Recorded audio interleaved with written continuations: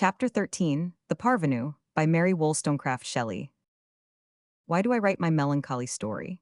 Is it as a lesson, to prevent any other from wishing to rise to rank superior to that in which they are born? No.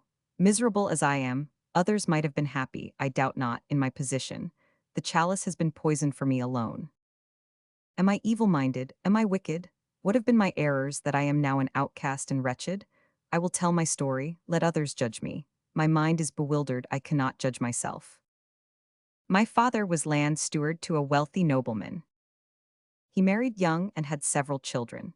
He then lost his wife and remained 15 years a widower when he married again a young girl, the daughter of a clergyman, who died, leaving a numerous offspring in extreme poverty. My maternal grandfather had been a man of sensibility and genius. My mother inherited many of his endowments. She was an angel on earth, all her works were charity, all her thoughts were love. Within a year after her marriage, she gave birth to twins, I and my sister. Soon after she fell into ill health and from that time was always weakly. She could endure no fatigue and seldom moved from her chair. I see her now, her white, delicate hands employed in needlework, her soft, love-lighted eyes fixed on me. I was still a child when my father fell into trouble, and we removed from the part of the country where we had hitherto lived, and went to a distant village, where we rented a cottage with a little land adjoining. We were poor and all the family assisted each other. My elder half-sisters were strong, industrious, rustic young women, and submitted to a life of labor with great cheerfulness. My father held the plow, my half-brothers worked in the barns. All was toil, yet all seemed enjoyment. How happy my childhood was. Hand in hand with my dear twin sister, I plucked the spring flowers in the hedges, turned the hay in the summer meadows, shook the apples from the trees in the autumn, and at all seasons gamboled in delicious liberty beneath the free air of heaven, or at my mother's feet, caressed by her. I was taught the sweetest lessons of charity and love. My elder sisters were kind. We were all linked by strong affection. The delicate, fragile existence of my mother gave an interest to our monotony, while her virtues and her refinement threw a grace over our homely household. I and my sister did not seem twins, we were so unlike. She was robust, chubby, full of life and spirits. I tall, slim, fair, and even pale. I loved to play with her, but soon grew tired, and then I crept to my mother's side, and she sang me to sleep, and nursed me in her bosom, and looked on me with her own angelic smile. She took pains to instruct me, not in accomplishments, but in all real knowledge. She unfolded to me the wonders of the visible creation, and to each tale of bird and beast, of fiery mountain or vast river, was appended some moral, derived from her warm heart and ardent imagination. Above all, she impressed upon me the precepts of the gospel, charity to every fellow creature, the brotherhood of mankind, the rights that every sentient creature possesses to our services. I was her almoner, for poor as she was the benefactress of those who were poorer. Being delicate, I helped her in her task of needlework, while my sister aided the rest in their household or rustic labors. When I was 17, a miserable accident happened. A hayrick caught fire, it communicated to our outhouses, and at last to the cottage. We were roused from our beds at midnight and escaped barely with our lives. My father bore out my mother in his arms and then tried to save a portion of his property. The roof of the cottage fell in on him. He was dug out after an hour, scorched, maimed, crippled for life. We were all saved, but by a miracle only was I preserved. I and my sister were awoke by cries of fire. The cottage was already enveloped in flames. Susan, with her accustomed intrepidity, rushed through the flames and escaped. I thought only of my mother and hurried to her room. The fire raged around me. It encircled, hemmed me in. I believed that I must die, when suddenly I felt myself seized upon and borne away. I looked on my preserver. It was Lord Reginald Disborough. For many Sundays past, when, at church, I knew that Lord Reginald's eyes were fixed on me. He had met me and Susan in our walks. He had called at our cottage. There was fascination in his eye, in his soft voice and earnest gaze, and my heart throbbed with gladness, as I thought that he surely loved me. To have been saved by him was to make the boon of life doubly precious. There is to me much obscurity in this part of my story. Lord Reginald loved me, it is true. Why he loved me, so far as to forget pride of rank and ambition for my sake, he who afterwards showed no tendency to disregard the prejudices and habits of rank and wealth, I cannot tell. It seems strange. He had loved me before, but from the hour that he saved my life, love grew into an overpowering passion. He offered us a lodge on his estate to take refuge in. And while there, he sent us presents of game, and still more kindly, fruits and flowers to my mother, and came himself especially, when all were out except my mother and myself, and sat by us and conversed. Soon I learnt to expect the soft-tasking look of his eyes, and almost dared answer it. My mother once perceived these glances, and took an opportunity to appeal to Lord Reginald's good feelings, not to make me miserable for life, by implanting an attachment that could only be productive of unhappiness. His answer was to ask me in marriage. I need not say that my mother gratefully consented, that my father, confined to his bed since the fire, thanked God with rapture, that my sisters were transported by delight. I was the least surprised then, though the most happy. Now I wonder much what could he see in me. So many girls of rank and fortune were prettier. I was an untaught, low-born, portionless girl. It was very strange. Then I only thought of the happiness of marrying him, of being loved, of passing my life with him. My wedding day was fixed.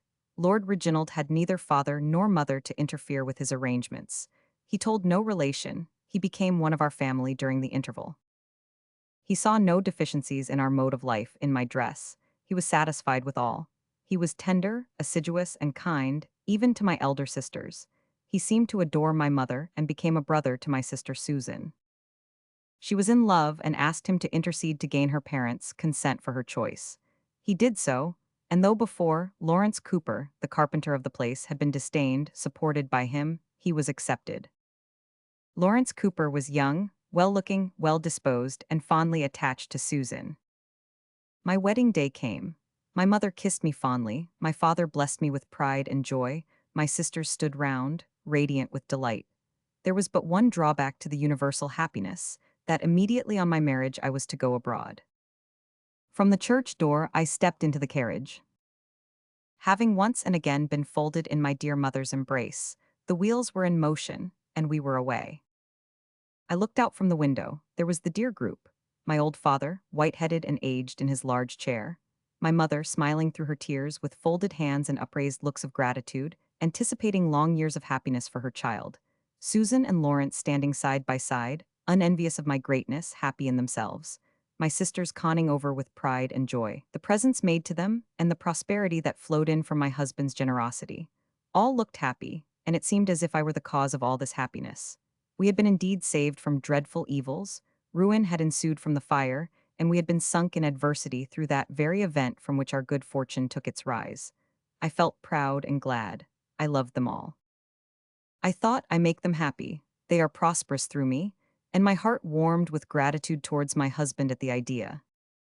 We spent 2 years abroad. It was rather lonely for me, who had always been surrounded, as it were, by a populous world of my own, to find myself cast upon foreigners and strangers. The habits of the different sexes in the higher ranks so separate them from each other, that after a few months I spent much of my time in solitude. I did not repine. I had been brought up to look upon the hard visage of life, if not unflinchingly, at least with resignation. I did not expect perfect happiness. Marriages in humble life are attended with so much care. I had none of this. My husband loved me, and though I often longed to see the dear familiar faces that thronged my childhood's home, and above all, pined for my mother's caresses and her wise maternal lessons, yet for a time I was content to think of them and hope for a reunion. Still many things pained me. I had, poor myself, been brought up among the poor, and nothing, since I can remember forming an idea, so much astonished and jarred with my feelings as the thought of how the rich could spend so much on themselves, while any of their fellow creatures were in destitution. I had none of the patrician charity, though such is praiseworthy, which consists in distributing thin soup and coarse flannel petticoats, a sort of instinct or sentiment of justice, the offspring of my lowly paternal hearth and my mother's enlightened piety, was deeply implanted in my mind, that all had as good a right to the comforts of life as myself, or even as my husband. My charities, they were called, they seemed to me the payment of my debts to my fellow creatures, were abundant. Lord Reginald peremptorily checked them, but as I had a large allowance for my own expenses, I denied myself 1,000 luxuries for the sake of feeding the hungry. Nor was it only that charity impelled me, but that I could not acquire a taste for spending money on myself. I disliked the apparatus of wealth. My husband called my ideas sordid and reproved me severely, when, instead of outshining all competitors at a fair, I appeared dowdily dressed, and declared warmly that I would not, spend 20 guineas on a gown, while I could dress many sad faces in smiles, and bring much joy to many drooping hearts by the same sum. Was I right? I firmly believe that there is not one among the rich who will not affirm that I did wrong, that to please my husband and do honor to his rank was my first duty. Yet shall I confess it? Even now, rendered miserable by this fault, I cannot give it that name. I can call it a misfortune. I have wasted at the slow fire of knowing that I lost my husband's affections because I performed what I believed to be a duty. But I am not come to that yet. It was not till my return to England that the full disaster crushed me. We had often been applied to for money by my family, and Lord Reginald had acceded to nearly all their requests. When we reached London, after 2 years' absence, my first wish was to see my dear mother. She was at Margate for her health. It was agreed that I should go there alone and pay a short visit.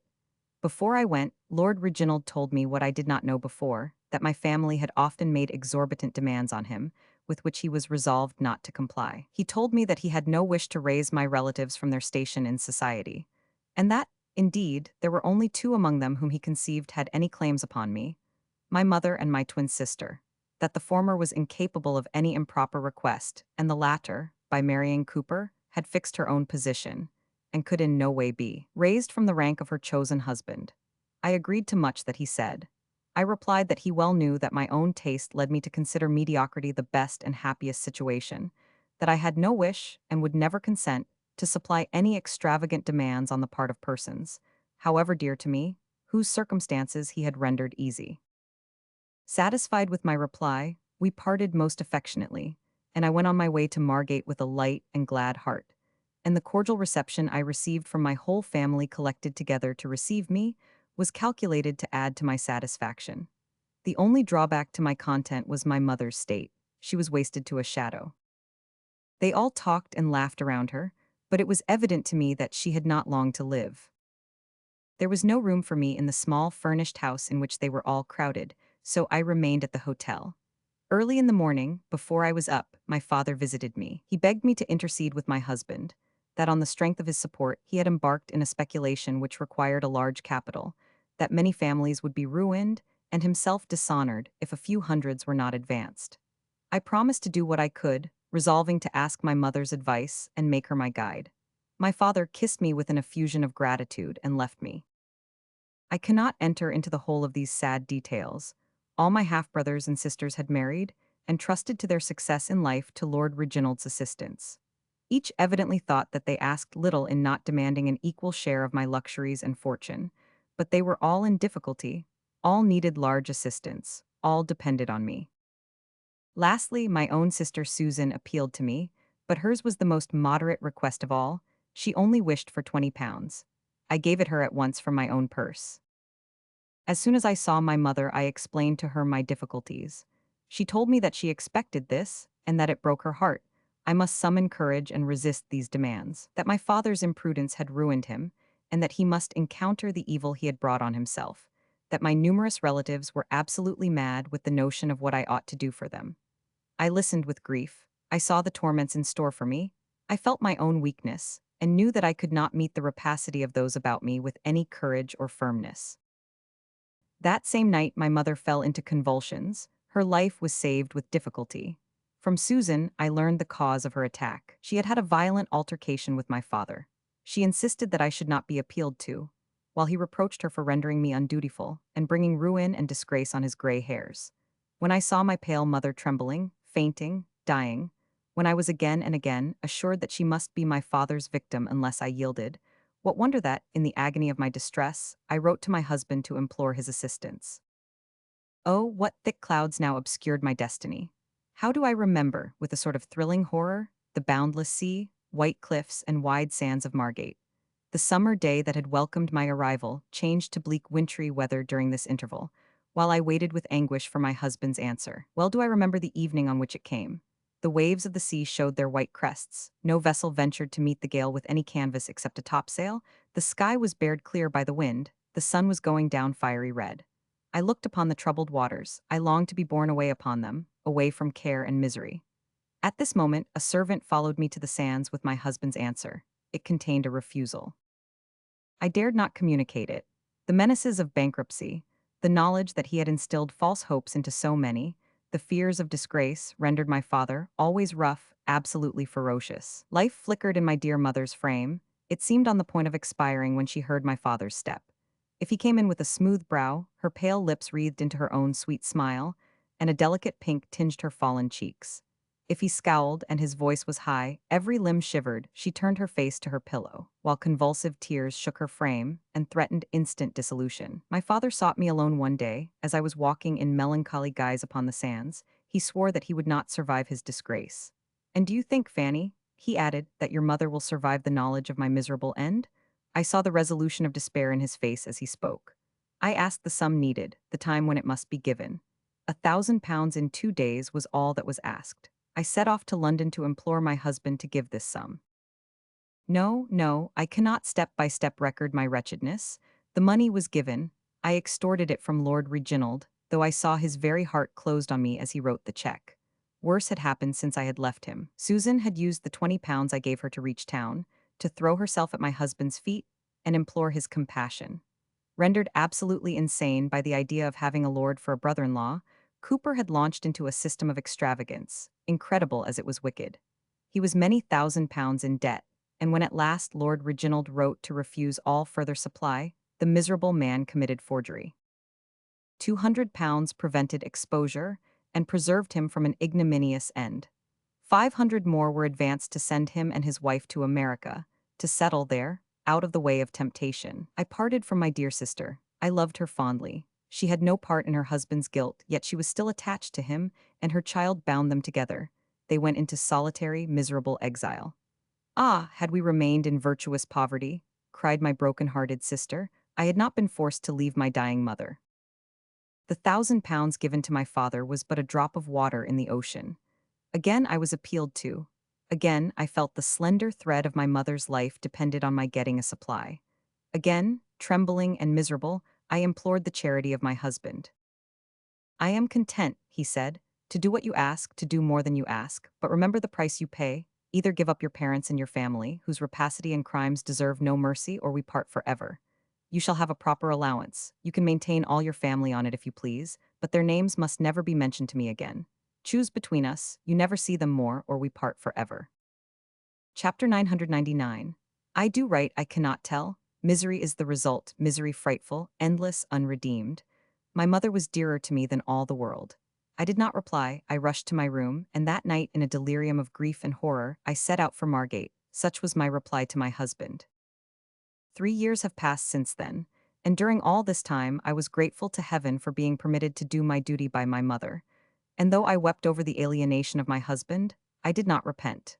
But she, my angelic support, is no more. My father survived my mother but 2 months. Remorse for all he had done, and made me suffer, cut short his life. His family by his first wife are gathered round me. They importune, they rob, they destroy me. Last week I wrote to Lord Reginald. I communicated the death of my parents. I represented that my position was altered, and that if he still cared for his unhappy wife all might be well. Yesterday his answer came. It was too late, he said. I had myself torn asunder the ties that united us. They never could be knit together again. By the same post came a letter from Susan. She is happy. Cooper, awakened to a manly sense of the duties of life, is thoroughly reformed. He is industrious and prosperous. Susan asks me to join her. I am resolved to go. Oh, my home and recollections of my youth, where are ye now? Envenomed by serpent stings, I long to close my eyes on every scene I have ever viewed. Let me seek a strange land, a land where a grave will soon be opened for me. I desire to die. I am told that Lord Reginald loves another, a high-born girl, that he openly curses our union as the obstacle to his happiness. The memory of this will poison the oblivion I go to seek. He will soon be free. Soon will the hand he once so fondly took in his and made his own, which, now flung away, trembles with misery as it traces these lines, moulder in its last decay.